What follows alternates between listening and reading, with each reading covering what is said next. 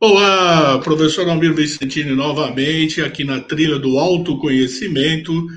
Mais um tema muito importante para nós no nosso dia a dia, na formação dos professores, na formação familiar, na formação pedagógica. A gente sabe hoje que os conteúdos são importantes, continuam sendo, mas o que está além da sala de aula é muito mais importante e a cada dia torna-se uma grande necessidade dos profissionais terem base em tudo isso que a gente vai falar hoje. E eu fiz um convite muito especial para o Francisco, que além de ser um dos curadores também da Escola da Família, é uma pessoa que trabalha educação como pouca gente sabe, com muito conhecimento.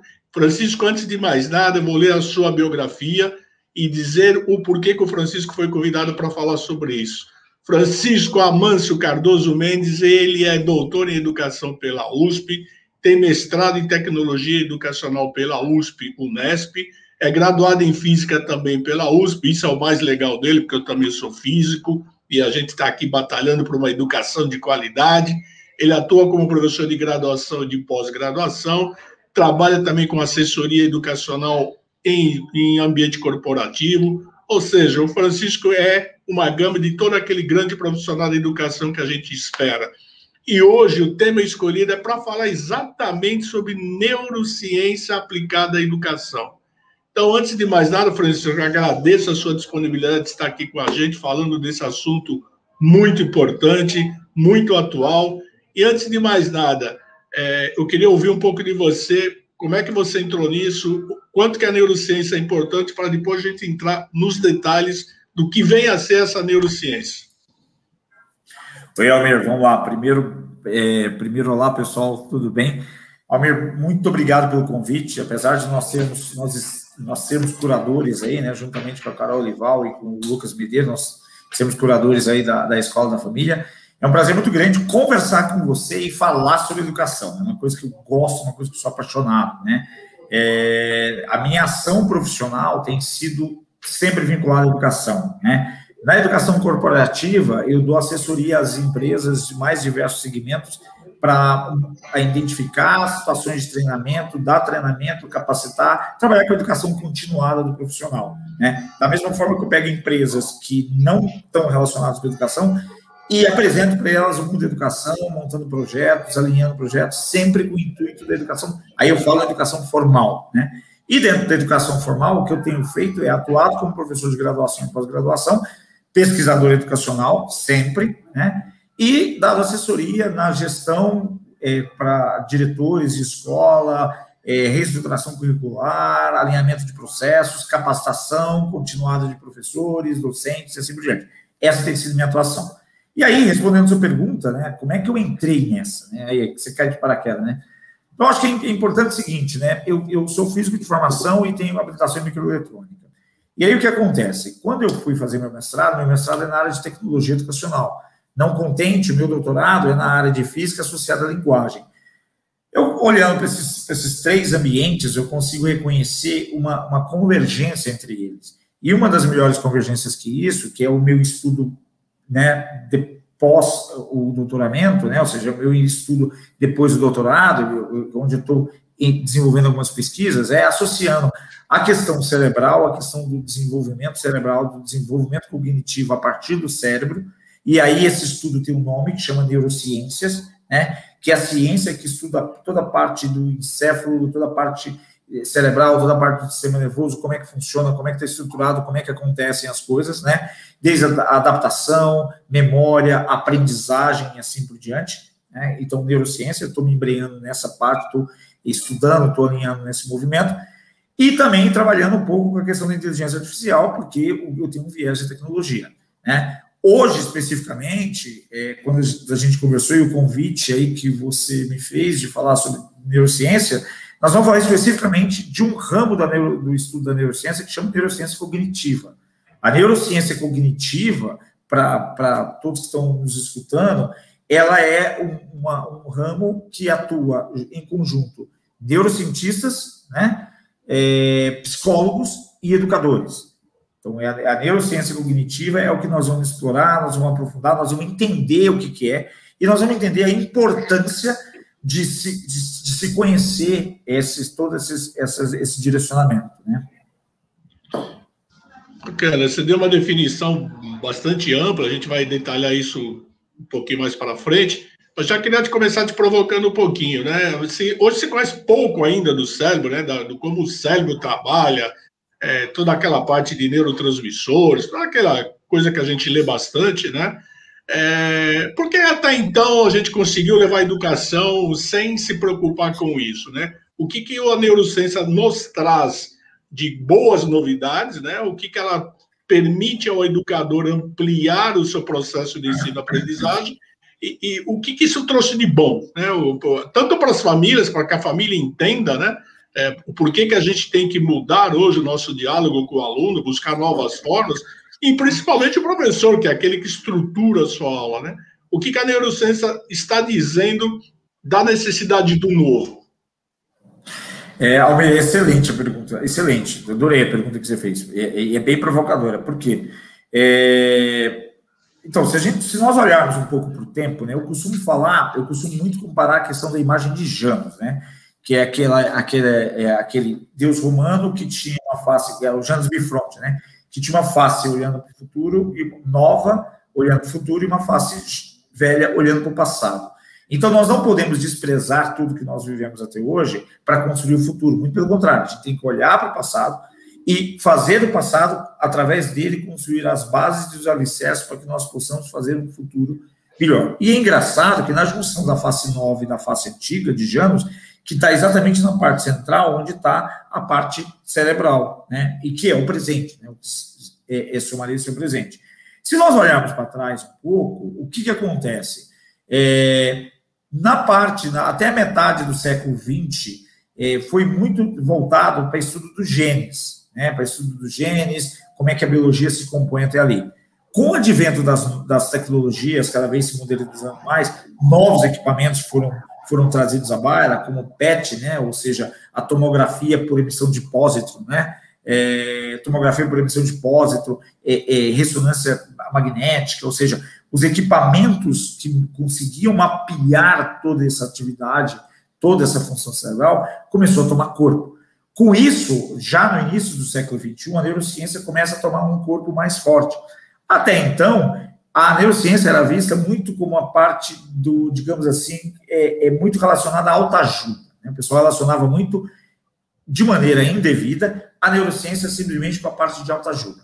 Hoje não. Hoje, ou seja, as pessoas reconhecem, existe ainda alguns embates entre educação e neurociências, claro, mas a neurociência cognitiva veio exatamente para depor isso, né? Então, o que acontece? Olhando a educação ontem, a educação hoje, o que tem de diferente, né, de fato, né? Nós fazemos muita questão da educação das relações sociais, das relações humanas sociais. Quando se falava na parte cognitiva, acreditava-se em algum momento que o ser humano nascia inato, ou seja, ele era capaz de aprender ou ele não era capaz de aprender.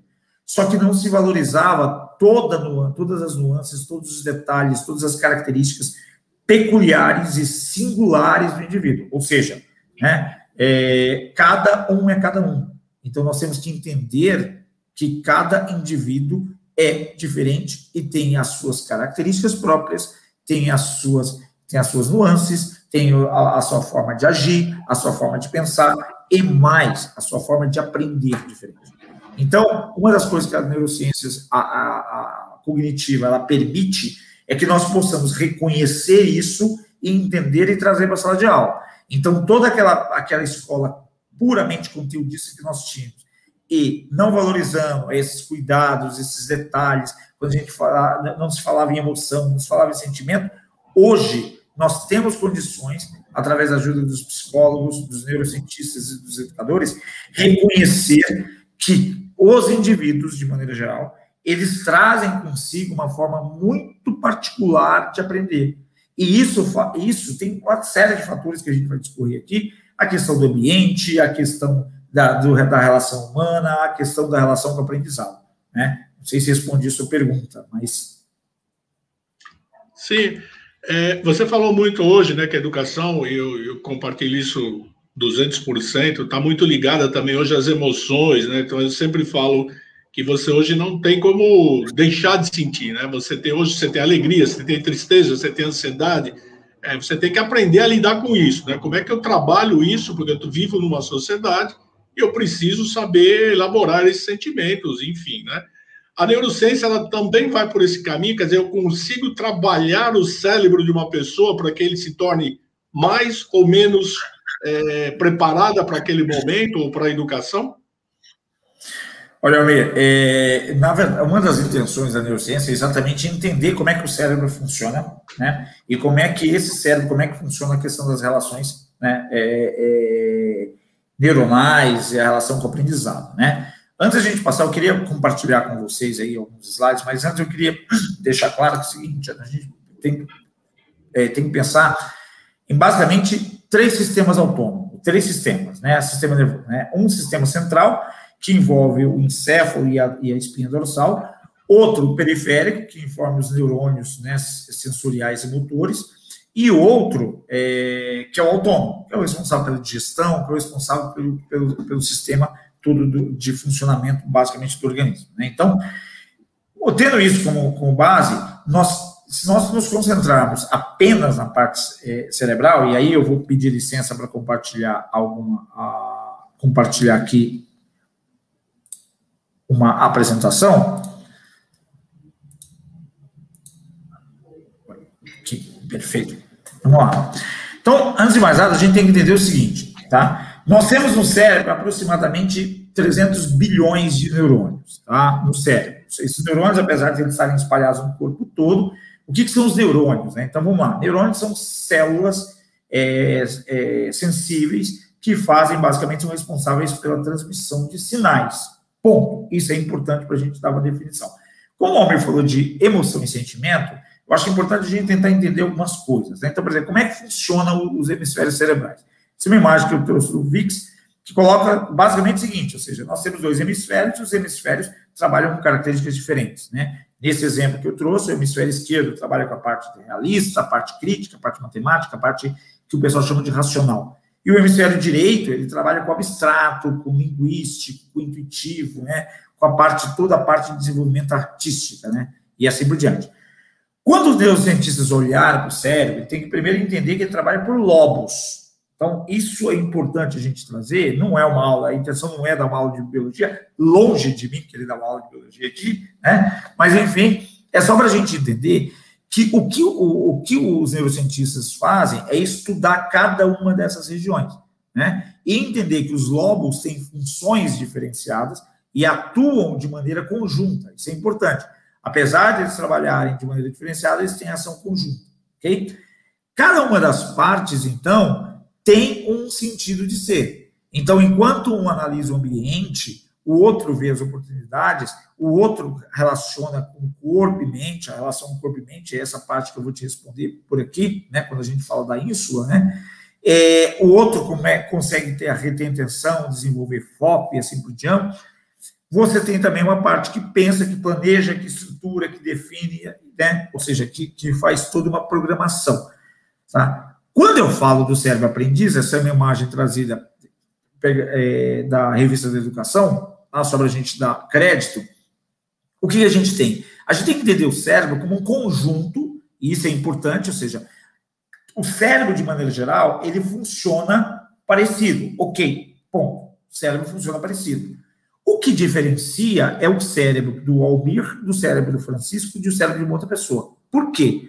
Porque nós temos que pensar que a relação cognitiva que você tem, toda essa relação que você tem, ela trabalha a partir da sua experiência, da sua vivência, ou do que a gente chama da nossa relação social, histórica e cultural. Ou seja, a nossa interação através da história, ou seja, as nossas interações sociais, com as pessoas com as quais eu me relacionei, com as quais eu conversei, com as quais eu interagi, os livros que eu li, os filmes que eu vi, né? Ao longo da minha história, então essas interações sociais ao longo da minha história me juntaram um arcabouço cultural que é meu, e só meu. O Almir tem outro, você tem outro, e cada um tem outro. Então, ou seja, isso é uma coisa muito particular.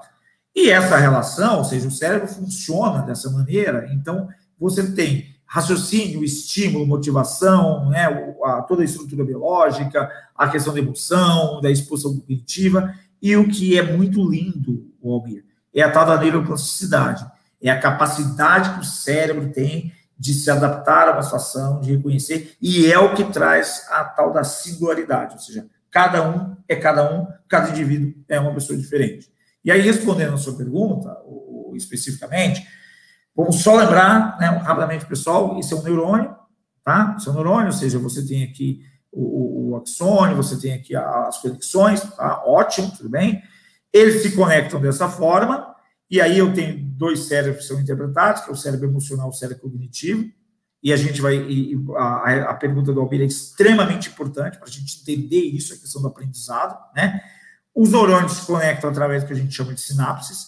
Essas sinapses, elas podem ser mais ou menos, de acordo com a necessidade, de acordo com o uso, e aí entra o fator que é diferencial. Então, quando a criança nasce, ela tem uma densidade sináptica, que a gente fala, é uma quantidade de sinapses, né, que é diferente.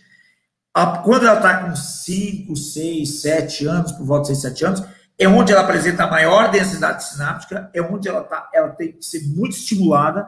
É nesse momento, que é o momento que ela entra na escola, com aproximadamente 4 anos, a escola formal, 4, 5 anos, e esses estímulos motores, esses estímulos de interação social, de reconhecimento do outro, de diferente, né, naquela fase em que ela está despertando o sensório motor, né, que ela está trabalhando com toda aquela parte, né, sensorial motora, é onde as conexões vão aumentar muito.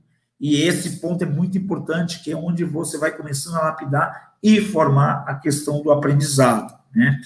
E aí, Almir, respondendo diretamente a sua pergunta, que é a questão do emoção e sentimento, que são coisas diferentes, né? Então, é importante a gente entender, quando a gente fala em educação, e quando a gente olha para trás, e a gente fala o seguinte, as pessoas antes, elas não se importavam muito com a educação. O Almir é meu contemporâneo, então sabe muito bem aí, né, que, ou seja, senta, fica quieto, olha para frente e ponto final, né? O professor entrava, o diretor entrava, você tinha que levantar, né? E você, o professor é sempre a última palavra, né? Eu costumo chamar isso daí, Francisco, de pedagogia da nuca. Um atrás do outro, um olhando para a cabeça do outro, né? Aí você fica olhando se o cabelo está bem penteado, não está. Era essa a nossa distração máxima, né? Nunca, né? Nunca. Fantástico isso. Então, e aí, só continuando, gente, eu trouxe aqui um exemplo de emoções, um filme que eu recomendo para as famílias assistirem em família, tá? Se tem educador assistindo que não assistiu ainda, assista, é mandatário, que é o tal do Divertidamente, né? O Divertidamente, ele só contando um breve histórico, no começo, ele não foi feito um filme, não era para criança, né? Foi um filme que foi desenvolvido com todo o apoio de psicólogos, de psicanalistas, né, de estudantes e de estudiosos na área, que trouxeram à baila a questão das emoções. E a ideia era mostrar para as pessoas como é que o cérebro funciona a questão das emoções. E ali traz a relação das emoções. Só que o filme ganhou uma proporção tão grande e um reconhecimento tão grande. Tem uma entrevista do roteirista, quando eles estavam montando, ele falou assim, eu recebi uma carta falando assim, você não tem ideia como ajudou os meus filhos, né? E aí ele reconheceu o filme, né, como sendo isso. Então, propaganda feita, né, do filme Divertidamente, que é um filme maravilhoso. Vamos só tentar diferenciar o que é emoção e sentimento, tá? Aqui tem uma definição mais ou menos formal que eu vou explicar de uma maneira muito sintética depois. O conjunto de respostas fisiológicas que ocorrem mais ou menos inconscientemente quando o encéfalo, que é a parte aqui de cima do cérebro, detecta situações desafiadoras, envolvendo mudanças nos níveis de alerta e nas funções cognitivas, como atenção, processamento de memória e estratégias de decisão. A emoção serve como dicas para o comportamento adequado em resposta a desafios e oportunidades do ambiente. Ou seja, a emoção, ela é involuntária, ela acontece, ela é inconsciente. Então, um exemplo, tá? Você tem alguma situação em que te dá medo. O medo é uma emoção. E isso é incontrolável. Você não consegue controlar, você sente, você tem a emoção. Tá? Ela te toma de assalto, essa emoção. E aí é onde tem secura na boca, dilatação de pupila. Por quê? Porque a emoção, ao contrário do que as pessoas fazem, é algo positivo. A emoção, ela está ali para te ajudar. Ela desperta na gente o sentido de luta e fuga. Ou eu vou fugir, ou eu vou lutar.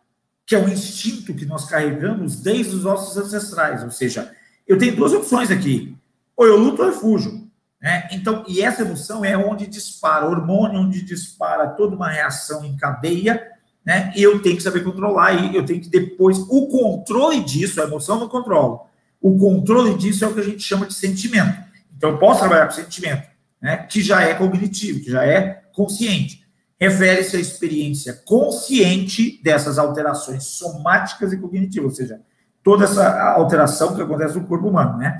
Em certo sentido, são significados que o encéfalo cria para representar os fenômenos fisiológicos gerados pelo estado emocional. Sentimentos conscientes facilitam o aprendizado acerca de objetos e situações que causam respostas emocionais. Desse modo, os sentimentos acentuam o significado comportamental das emoções e orientam o processo imaginativo necessário para o planejamento de ações futuras. O que é isso? A emoção eu não controlo. A emoção é involuntária, ela te toma de assalto. O Antônio Damasio tem um termo que eu acho muito legal, que ele fala assim: as emoções ocorrem no teatro do corpo. Ele é fisiológico, é instintivo, é uma coisa que acontece. Os sentimentos ocorrem no teatro da mente. Então você... Opa, peraí. Eu tenho essa emoção. Eu tenho que reconhecer a emoção. Ela existe. Raiva, amor, aversão, alegria, tristeza. Eu tenho que reconhecer a emoção. Tá legal. Mas a partir do momento que eu reconheci, o que eu faço com ela?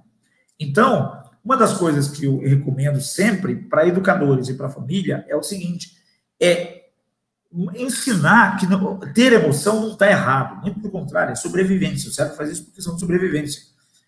Eu preciso trabalhar com sentimento. O que essa emoção te traz?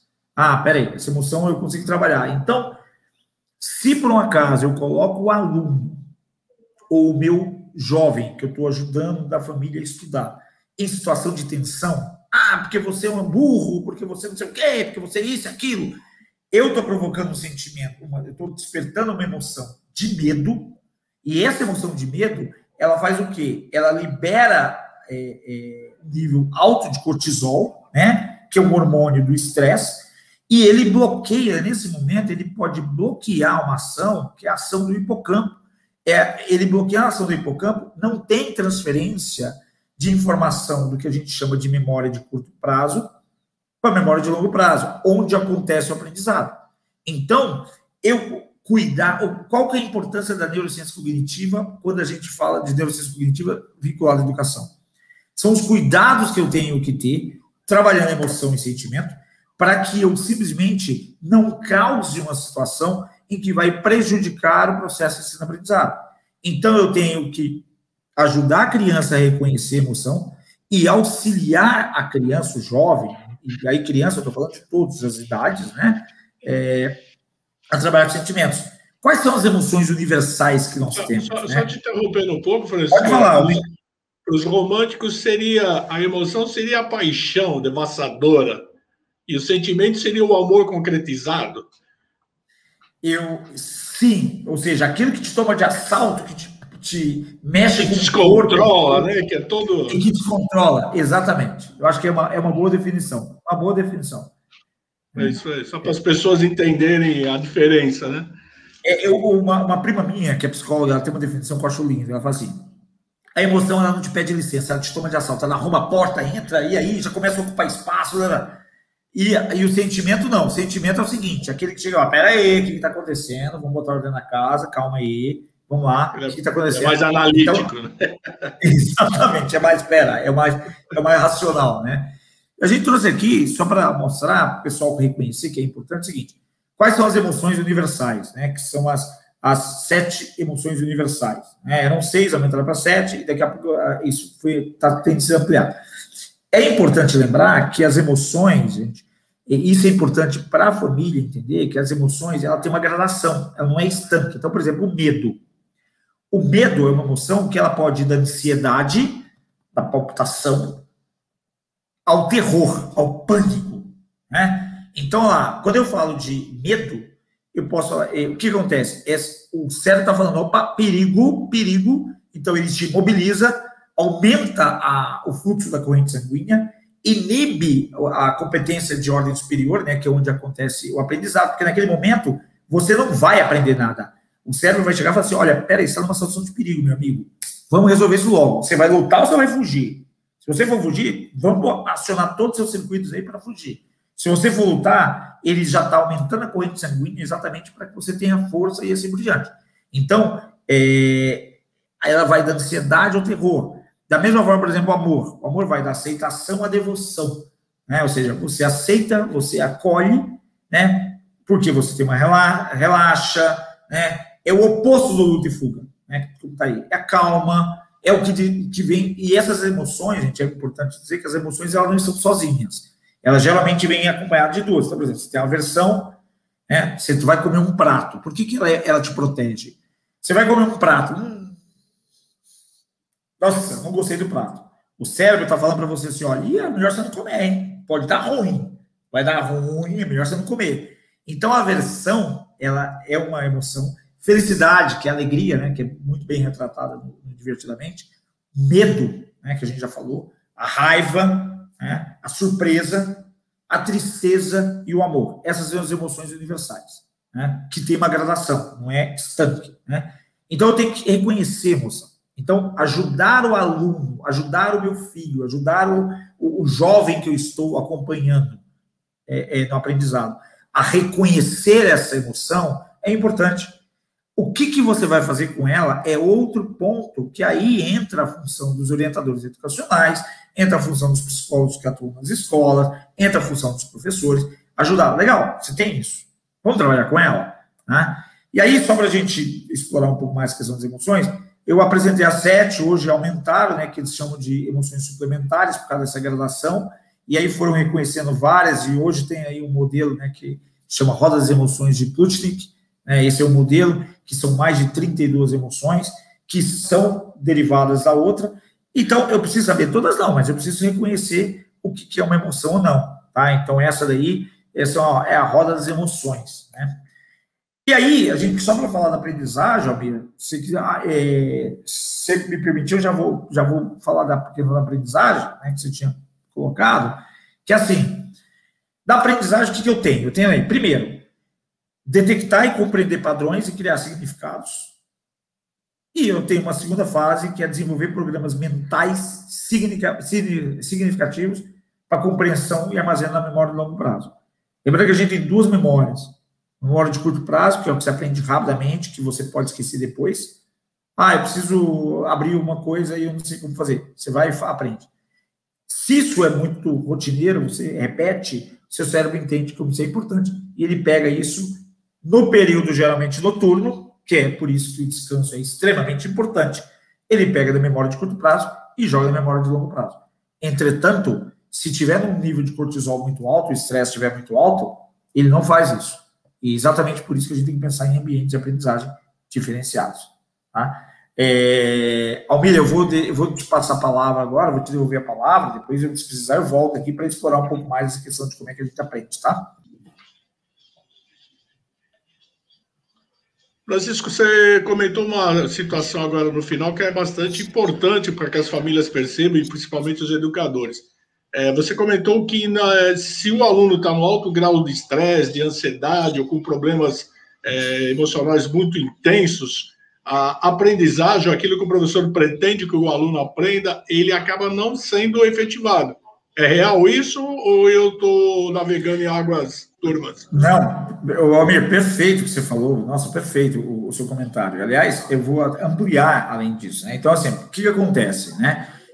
O nosso aprendizado, ele ocorre basicamente em duas fases, né? A primeira coisa, como eu tinha colocado no slide, uma coisa é você reconhecer padrões, né? A primeira coisa, você reconhece padrões, e depois que você reconhece padrões, você trabalha com a questão do seleção e jogar na memória de longo prazo.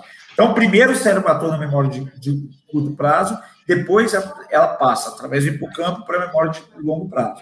O que acontece é, em situação de estresse, você aumenta o nível de cortisol. Aumentando o nível de cortisol, ele inibe o hipocampo. Inibindo o hipocampo por quê? Porque em situação de estresse, ele leva a uma situação que o cérebro interpreta como sendo luta e fuga. Essa interpretação, então, ele faz o seguinte, ele inibe essa questão do aprendizado. Por quê? Ele dificulta a passagem da memória de curto prazo para a memória de longo prazo, então ela não retém essa informação. Portanto, ambientes coercivos, ambientes tensos, ou situações de estresse, situações de tensão, onde você coloca o sujeito, isso não favorece a aprendizagem.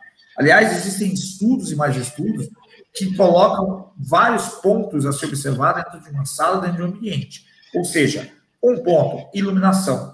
Uma iluminação adequada, uma iluminação que estimula a produção hormonal, estimula realmente o relaxamento.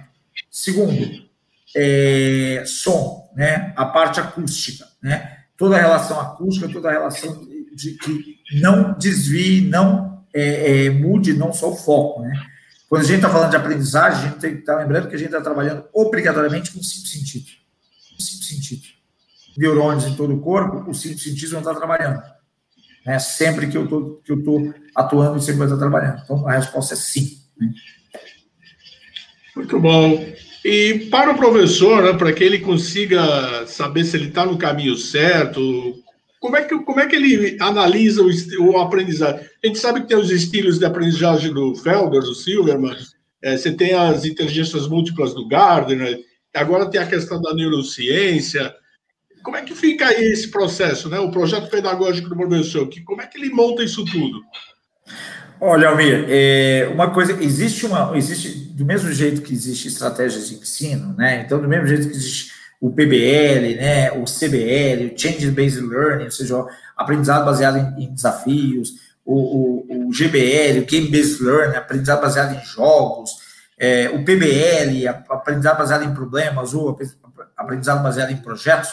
Existe o que o pessoal está chamando de BBL, né, BBL, que é o Brain Based Learning, ou seja, o aprendizado baseado no cérebro, baseado nas funções cognitivas, baseado na estrutura que envolve toda essa parte de neurociência. Quando eu trago, e eu não estou, veja bem, não estou separando as coisas, inteligência emocional é uma coisa, relação sensorial é outra, neurociência é outra. Não, eu tenho que tentar, primeiro porque eu estou falando de um aluno, ou de um jovem, ou de um sujeito, que é um todo, é o conjunto da obra. Então, eu não posso diferenciar uma coisa da outra. Elas estão implicadas, elas são interligadas. Ok. Como é que eu preparo, então, a minha aula? E mais, como é que eu ajudo o meu aluno, eu como família, né? Como é que eu ajudo a minha filha, né? Ou meu sobrinho, a minha sobrinha, enfim, assim por diante. Como é que eu ajudo a outra pessoa a aprender, a se organizar?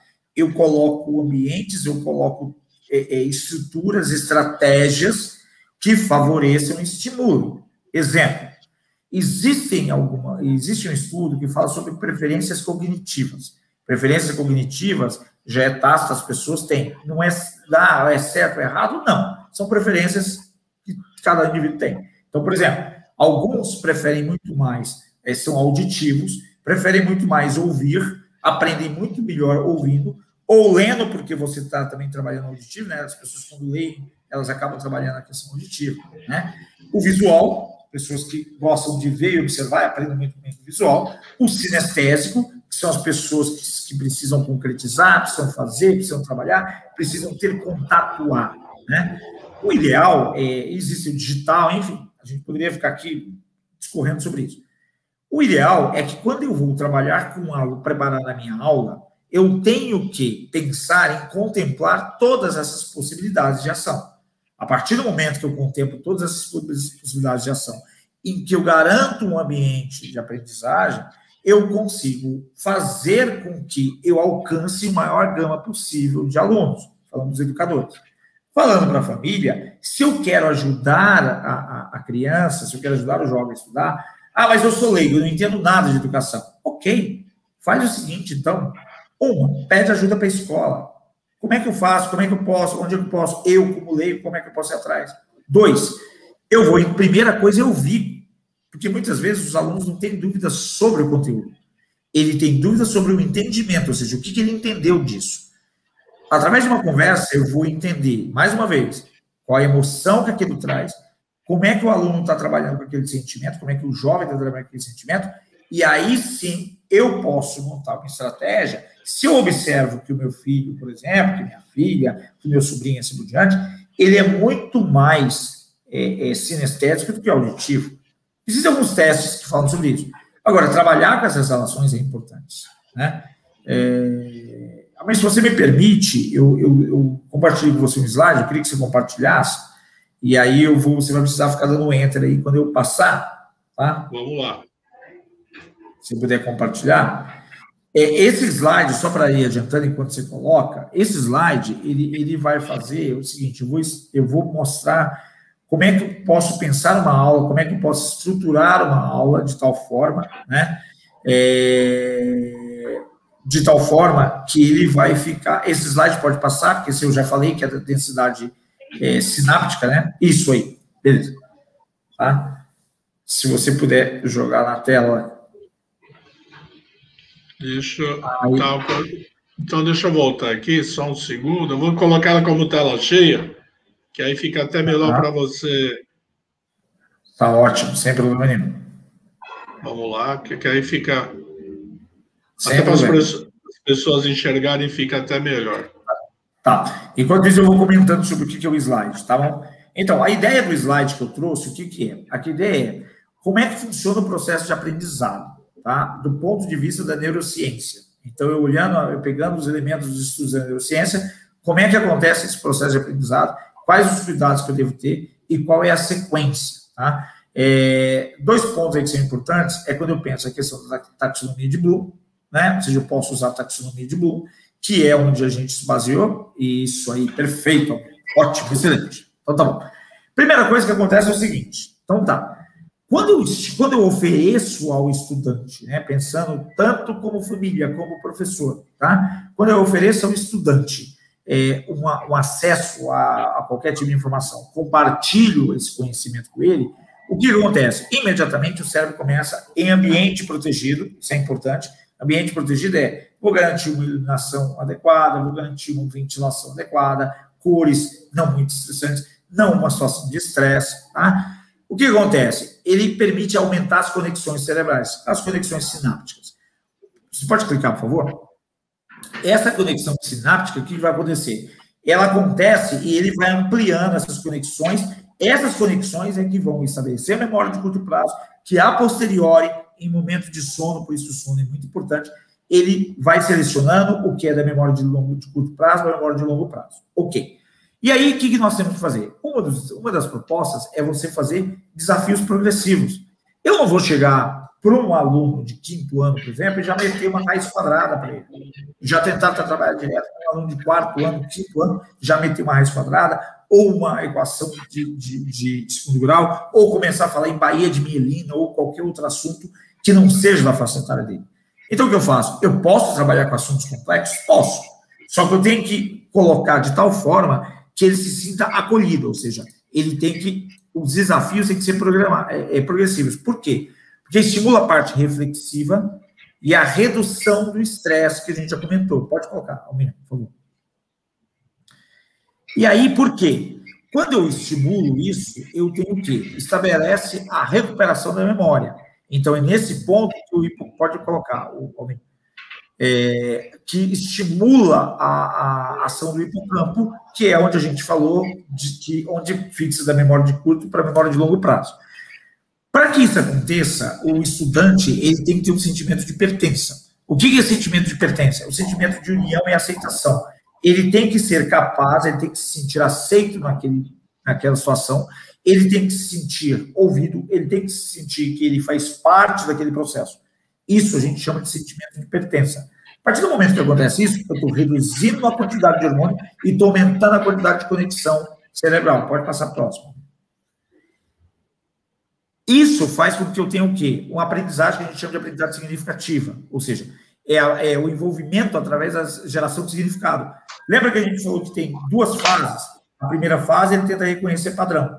A segunda fase, ele reconhece significados e aí começa a acontecer o aprendizado significativa. E ele começa a usar isso. Próximo, pode ir. Ou seja, ele começa a reconhecer e ele se sente capaz. É o que a gente chama de capacitação. Ele sente porque ele conhece, ele entende as regras, ele consegue entender a sensação de autocontrole. Ou seja, eu tenho condição de. Então, os desafios progressivos servem justamente para isso. Eu vou colocar um desafio, ele vai atuar através todas as conexões que ele já tem, tá? Depois ele tem o quê? Ele começa a ter um aprendizado significativo e ele começa a ser capaz de resolver o problema. Nesse caso, a gente tem é estimulado, então, o sistema de ativação reticular cognitivo-afetivo, que é onde entram as emoções, os sentimentos, e é onde ele começa a prestar atenção. É onde ele tem foco. Pode ir para o próximo, por favor. Ele é onde tem atenção. Só que isso é onde destaca a singularidade, ou seja, é a plasticidade e o reconhecimento da individualidade. Eu tenho que reconhecer que cada indivíduo é um diferente do outro. Então, não adianta eu colocar todo mundo para fazer a mesma atividade, não. Esses desafios, para o Joãozinho, pode ser diferente para o Luzinho. O Guinho, Zezinho, o Luizinho, têm ações diferentes. E eu tenho que respeitar isso. Tá? A partir do momento que eu respeito essa singularidade, o que a gente tem? A gente tem a questão da ativação da memória, que é o que a gente falou, que é a memória declarativa e a memória não declarativa, ou seja, a memória de curto prazo e a memória de longo prazo. Né? Ou seja, é a memória... Pode ir para o próximo. É onde eu começo a trabalhar dos dois. Lembrando, eu estou trabalhando um aprendizado. Esse aprendizado não necessariamente vai ter uma coisa nova. Eu posso recorrer, e o cérebro faz isso constantemente, ele vai recorrer a elementos que já existem. Por isso que quanto mais elementos você oferece para o seu filho, para sua filha, para o seu sobrinho, para o seu afilhado, ou para quem quer que seja, ao longo da vida, lembra aquela interação social ao longo da história, eu aumento o arcabouço cultural, por quê? Porque ele vai criando novas cognições. E aí entra a questão do estímulo sensorial, ou seja, a lógica e o comportamento social. É onde ele pega o comportamento social, ou seja, eu posso fazer isso, eu não posso, ele começa a reestruturar com a lógica. Ele conhece as regras, ele se sente pertencido. Pode para o próximo, por favor. Ele se sente pertencido. Nesse momento, ele está trabalhando com os dois cérebros, tanto a parte cognitiva quanto a parte artística. Ou seja, o linguístico e o intuitivo, né? O criativo e o intuitivo e o lógico-linguístico. Ele está atuando com os dois. E está criando estratégias de aprendizagem. Pode ir para o próximo. E aí, é importante, depois de tudo isso, por que é importante a questão do retorno, né? Que a gente chama de feedback, né? E feedback, só lembrar que é uma palavra que vem da matemática, né? Que é uma função que entra nela mesma, né? Ou seja, o retorno positivo. Né? Ou seja, quando eu dou um exercício e o aluno tenta fazer, quando eu dou uma atividade, o aluno tenta fazer e não consegue fazer, ele vai ter a emoção dele pode ser de raiva e de tristeza, o que dá frustração. Então, legal, você está com raiva e tristeza. O que aconteceu? Vamos tentar fazer o inverso?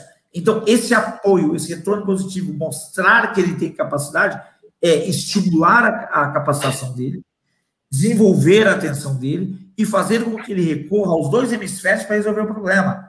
Não tem problema nenhum eu trabalhar com o colega. Pode passar para o próximo.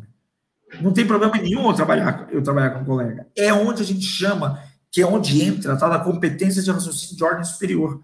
Ou seja, o que o CROSS, né, que o pessoal chama, é exatamente esse trabalho que você vai pegar, vai fazer as múltiplas conexões, vai trabalhar, vai subir, por isso chama ordem superior, o cérebro vai acionar camadas mais profundas para poder resolver uma situação. Se eu tenho essa sequência, desafio progressivo, né? Lembrando que eu tenho que diminuir o nível de estresse, lembrando que eu tenho que permitir que o aluno se sinta pertencido àquilo, isso vai fazer com que gere aprendizagem significativa, ele se sinta capaz de resolver, ele vai desenvolver atenção, eu respeitando, obviamente, a singularidade que tem envolvida. Eu não preciso fazer mais nada, porque ele vai automaticamente estimular até a ativação da memória, né? O estímulo sensorial está acontecendo, eu não posso ignorar isso. Nesse momento, eu tenho que dar atenção, retorno, para a coisa acontecer. Passa para o próximo, amigo, por favor. Eu já vou fechar aqui, a gente já volta para o bate-papo, tá? Eu não posso esquecer, gente, então tá bom, tudo isso acontece individual? Não.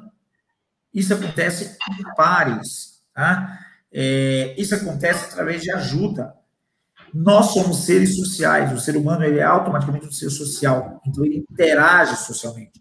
Então, por exemplo, Francisco, como pesquisador educacional, como especialista em educação, eu particularmente sou contra o homeschooling, caso não haja real necessidade de homeschooling, por algum motivo devidamente justificado, emocional, médico, ou alguma coisa, ou viagem, alguma coisa do gênero, eu, particularmente, sou contra o homeschooling. Por quê? Porque você tolhe o aluno, você corta a possibilidade deles simplesmente fazer o quê? Se desenvolver, ele interagir socialmente, ele negociar valores.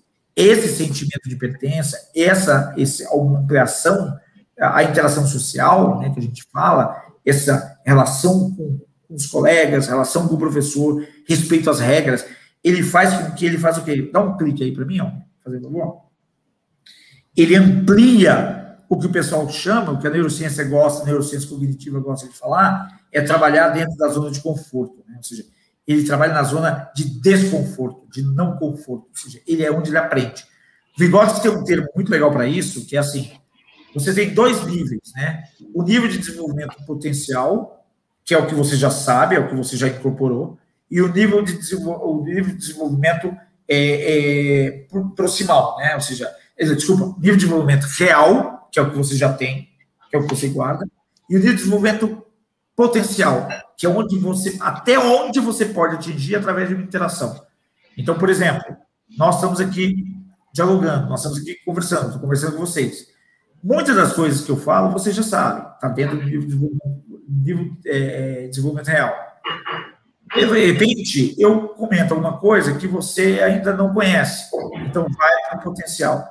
Essa região entre nível de desenvolvimento real e potencial, o Vygotsky chama de zona de desenvolvimento proximal. É exatamente esse campo que atua na aprendizagem. É através da interação com o outro. Pois é o que eu chamo de zona de conforto. Ampliar a zona de conforto, eu costumo falar. Eu não tenho que tirar o sujeito da zona de conforto. Né? Eu costumo falar que eu tenho que ampliar a zona de conforto. Porque ampliando, eu estou permitindo que ele navegue dentro de uma segurança. Opa, segurança, diminui o estresse, aumenta o aprendizado. Simples assim. Próximo, por favor. E aí, o que eu tenho? Eu não sou sujeito único. Eu interajo. Pode ir para o próximo. Aí eu interajo com outros, com tantos outros. E aí, eu gosto muito desse quadro Escher, para a gente fechar essa parte aí, né? Eu tenho que fazer para o educador e para a família, eu tenho que pensar em 2 coisas. Primeiro, para quem que nós estamos falando? Segundo, quem é o nosso interlocutor? Ou seja, quem que nós estamos falando? Quem é? É meu aluno? Quantos anos tem? De onde veio? Qual a experiência que ele tem? Qual a realidade que ele vive? Aí eu tenho que saber reconhecer emoção e sentimento. Lembrando, eu gosto muito desse quadro Escher, eu vou fazer uma leitura, uma interpretação rápida, chama quadro Cadeia de União, né? O Escher é um holandês aí que faz litogravura, que a leitura que eu, Francisco, faz nesse quadro é o seguinte: 2 pessoas interagindo. Cada um traz o que a gente chama de esfera comunicacional, ou seja, a gente traz esfera de conhecimento, digamos assim. Eu tenho um conhecimento, o Almir tem outro, e nós estamos conversando. Quando nós estamos conversando, nós estamos compartilhando o nosso conhecimento um com o outro. Então, esse conhecimento está permeando a interação entre os 2. A partir do momento que está permeando a interação entre os 2, eu vou pegar e vou trazer para a minha memória de curto prazo, associar com o aprendizado que eu já tenho, e vou fazer o quê? Eu vou ampliar cada vez mais o meu nível de desenvolvimento potencial, vou ampliar cada vez mais o que eu já sei. Né? Então, quanto mais interação eu tenho, mais aprendizado eu consigo. Respondendo o que o Almir tinha perguntado lá atrás, sobre a questão da inteligência emocional, da neurociência e tudo mais. O que eu costumo falar, pessoal? Simples. Gente, estimule a molecada. Leva no cinema, assiste filme com eles, assiste peça de teatro, sabe? Faz TikTok, faz exercício físico com ele. Enfim, oferece para a molecada, os jovens, no geral, e até os mais velhos, né? Oportunidades de interagir de formas diferentes. Isso faz com que o quê? O cérebro vai pegando essas informações e vai guardando. Vai guardando. No momento que ele vai precisar, ele já sabe o caminho. É a mesma coisa de dirigir, né? Você não pensa para dirigir. Você entra, liga o carro, porque já tem essas informações. Né? A mesma coisa. Se você estimula, já vai criando. Muito bom, Francisco. É uma aula intensa, uma aula extremamente importante, porque a gente percebe, né? E agora na pandemia, né, sem se entrar muito nesse mérito, as famílias começaram a perceber o que é ser professor. quais são o grau de dificuldade de se entrar dentro de uma sala de aula. Para quem leva a educação a sério, como nós dois, a gente sabe da importância, né, da formação dessa juventude, de todo mundo que está vindo aí, para transformar até os pensamentos. Então, tem uma série de situações, uma série de problemas, vamos chamar assim, né, que você tem que resolver. Né, como é que eu abordo determinada, que nem no nosso caso, a gente trabalha com física, cara de exatos, é da minha época, e eu aprendi muito com isso, quando eu comecei a minha carreira dando aula lá para o pessoal lá do cursinho, que era dividido em humanas, exatas e biológicas, né? E eu sempre era colocado para dar para aula para o pessoal de humanas, porque eles achavam que o meu linguajar era mais apropriado para o pessoal de humanas, talvez até por respeitar aquele sentimento de pânico, né? Que geralmente o pessoal de humanas tem da área de exatas. Então, tudo isso que você colocou é muito, mas muito significativo. Porque o professor ele tem que levar tudo isso em conta, né? Então, para a gente encerrar, porque assim, esse nosso vídeo tem que ser visto umas 200 vezes para assimilar tudo, né? Para colocar isso tudo em prática. Francisco, fala aí, que conselho você dá de incentivo para um professor que já está na carreira ou que quer entrar para essa carreira? Amir, eu vou dar dois, na verdade eu vou falar para o professor e para a família, né? Então, vamos lá. Primeira coisa, eu quero falar para a família, que também serve para o professor, né? Pensando na família, uma coisa que eu acho tentar entender um pouco, tem várias coisas boas, né, que estão disponíveis aí, tem um site que chama Mente e Cérebro, que é um site muito bom, que traz algumas informações dessas, tem uma revista que traz Mente e Cérebro, eu acho que vale a pena.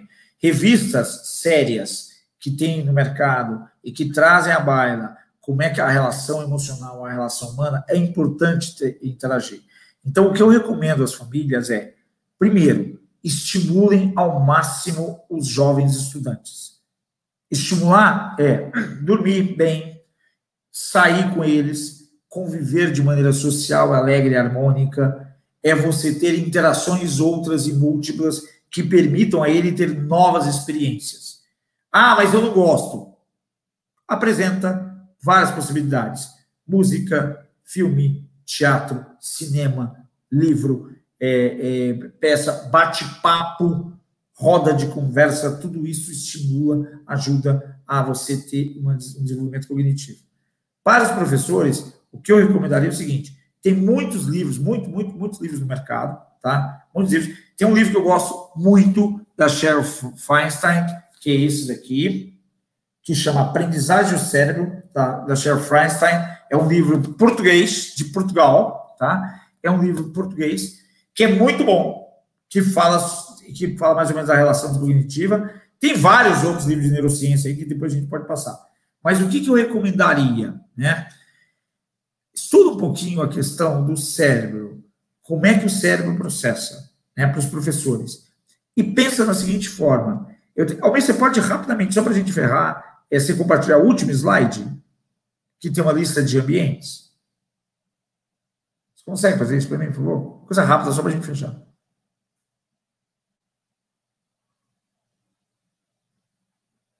Então, aí só para a gente, enquanto o Almir está resgatando aí o slide, o que eu tenho que fazer? Eu tenho que trabalhar, eu tenho que pensar o que é trazer, o que é estimular a agência do aluno, que a gente fala, né? Que é a nova moda, né? Ou seja, trazer o aluno para o centro da aprendizagem, torná-lo protagonista, né? Eu gosto muito desse termo, não, eu prefiro fazer isso, eu vou estimular a agência do aluno, fazer o protagonismo ativo dele, ou seja, ele assumir as responsabilidades, assumir o ônus e assumir o bônus, mas assumir o ônus também da responsabilidade. Para isso, eu tenho que oferecer para ele, eu tenho que pensar e oferecer para ele ambientes reflexivos, ambientes cooperativos, ambientes colaborativos, ambientes reflexivos. Eu tenho que dar oportunidade para que ele fale, eu tenho que ensiná-lo a escutar, praticar a escuta ativa, trabalhar com o que o CNV, né, a comunicação não violenta, prega, né? Ou seja, eu vou primeiro observar, depois eu vou reconhecer. Último slide, por favor. Depois eu vou reconhecer o que eu estou sentindo, depois eu vou expressar calmamente a necessidade real que eu tenho, através de um pedido objetivo e direto. Isso, esse mesmo. Então, só para a gente... Pode deixar assim mesmo, eu acho que tá bom. Tá ali. Ética.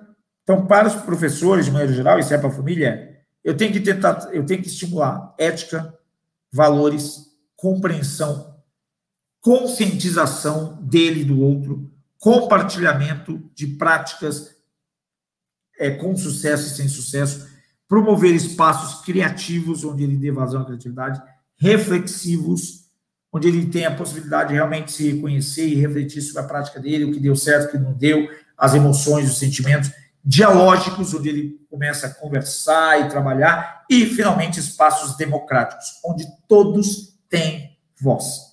Tá? Eu acho que é isso, Almir.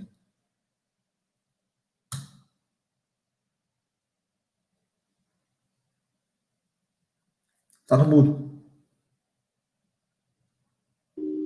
Foi muito bom, né? Vou exigir mais o que do Francisco, né? Depois dessa bateria de novas informações aí. Aliás, nem tão novas, né, Francisco? A gente está colocando em prática aquilo tudo que já vem sendo discutido e as pessoas precisam, principalmente quem trabalha com docência, precisa estar muito a par disso, né? Porque se hoje a sala de aula você tentar trabalhar o que nós trabalhávamos na nossa época, é impossível, né? A cabeça hoje, a gente trabalha com uma geração digital, uma geração que pensa diferente, exatamente. Então, os estímulos têm que ser completamente diferentes. Só tenho aqui a te agradecer, Francisco, pela tua disponibilidade nesse novo bate-papo aí da Escola da Família. Espero que a gente possa rever brevemente aí com novos assuntos e a gente se aprofundar muito mais do que a gente precisa e acreditar que a docência e a educação vai ser a mola para mudar esse futuro aí. Obrigado mesmo. Almir. Obrigado, gente. Obrigado, Almir, mais uma vez, pela parceria. Até a próxima.